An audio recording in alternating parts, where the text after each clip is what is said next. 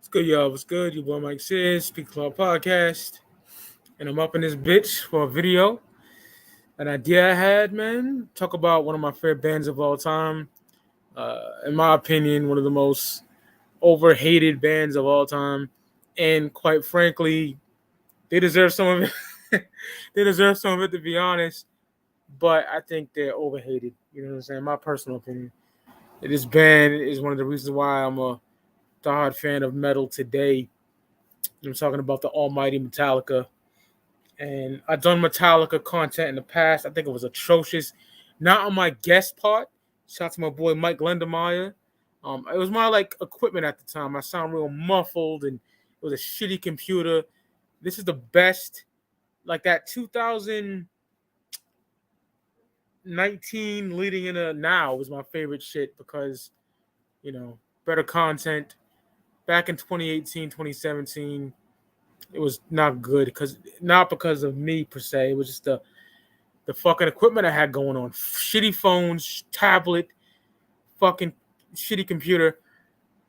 So I might want to. Mike Lendemeyer is a big time family man right now. He got personal shit going on, so I might not have him on the show. He might not be able to do it for other better Metallica content. If people are not interested in this, oh well, I want to fucking do it. I'm talking about Metallica's two albums today. I'm talking about 1996's Load and 1997's Reload. Two of the most pulverizing, hated Metallica albums of all time. And quite frankly, off the motherfucking jump, I'm not a fan of these albums as a whole. By themselves. I'm not a fan. But there is motherfucking bangers, in my opinion, on each one of these discs. So what I decided to do was this. I decided to make the perfect reload album, perfect load album, what the fuck you want to call it. And I'm going to give off my track list. So before I do that shit, I'm a gotten to Metallica. Shit, man. I'm a Black Album, baby, dog. The Black Album. And the Sandman, seeing that video on MTV, running around my fucking crib, singing that shit on top of my lungs as a child.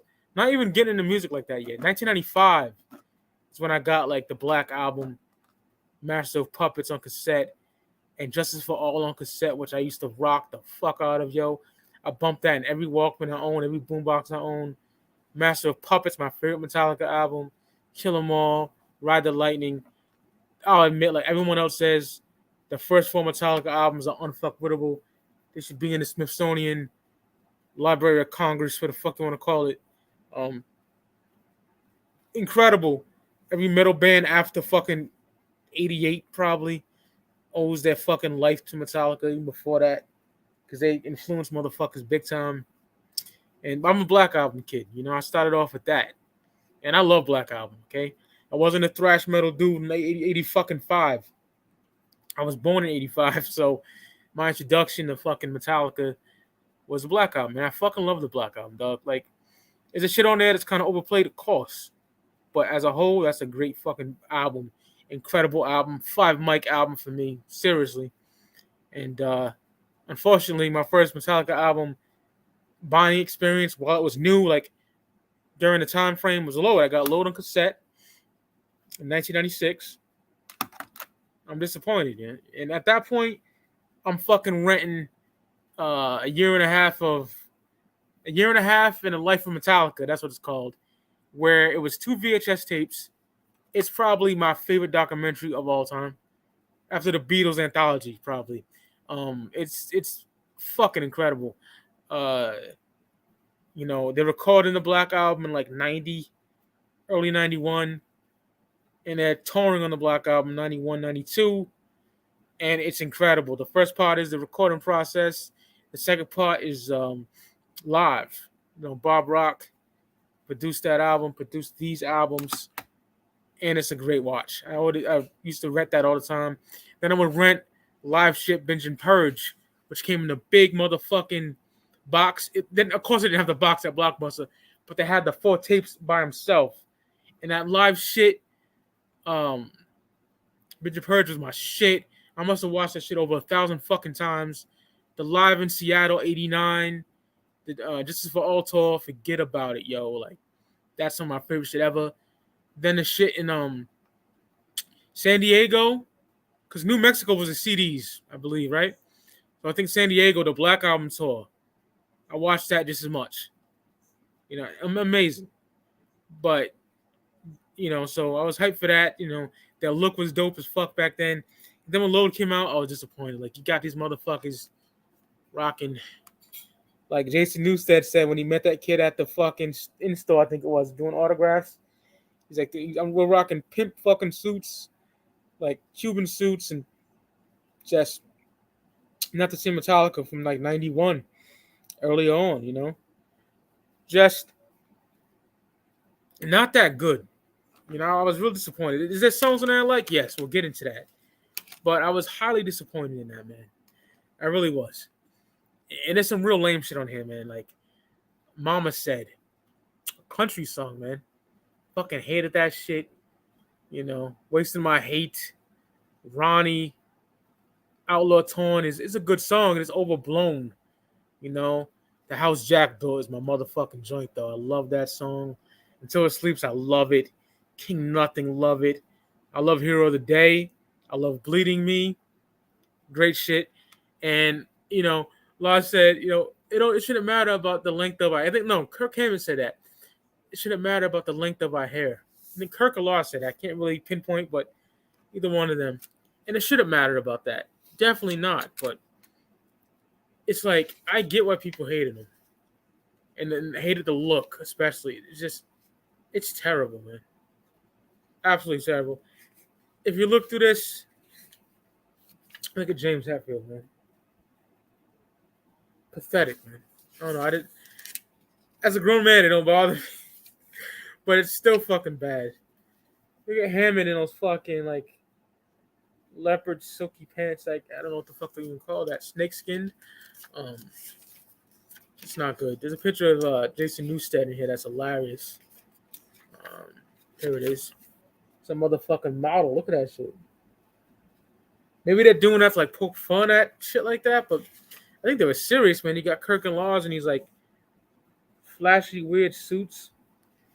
It was fucking strange, man, So I get the backlash for sure. But there's bangers on here, man. This came out in 1996, like I said. And then you got 97, which is Reload. And this is even worse. Songs I don't like on here, like Slither, Bad Seed, choking on it. Terrible, man. Everything else is kind of like, eh. The shit I like on here is like Fuel, The Memory Remains, Devil's Dance is grimy, Unforgiven 2 I fucking love, Carpe Diem Baby is a great song, but yeah, it is not a good album overall. And the album covers are fucking atrocious in my personal opinion. What I like about this era though, which is fucking dope as fuck to me, in my personal opinion, that Ninja Star fucking logo, that should go hard as fuck, I think, in my personal opinion. I love that shit. But like, I believe, because Lars was a big art guy, right? That stuck up art shit.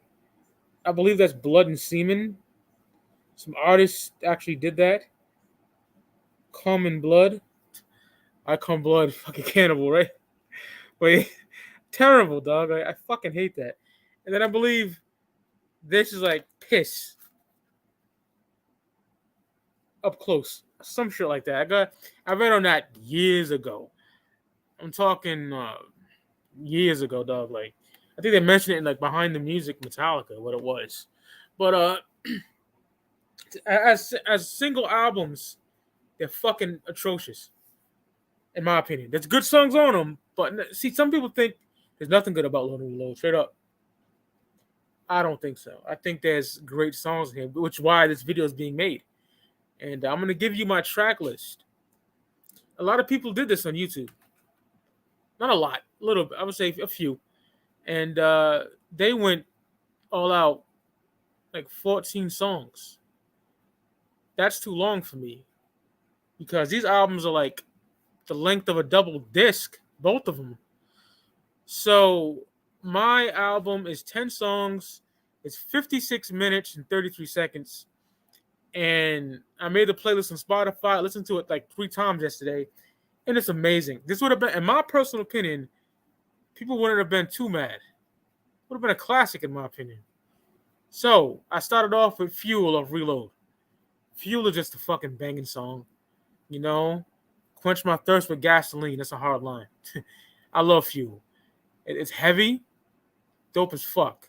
So I start off with Fuel.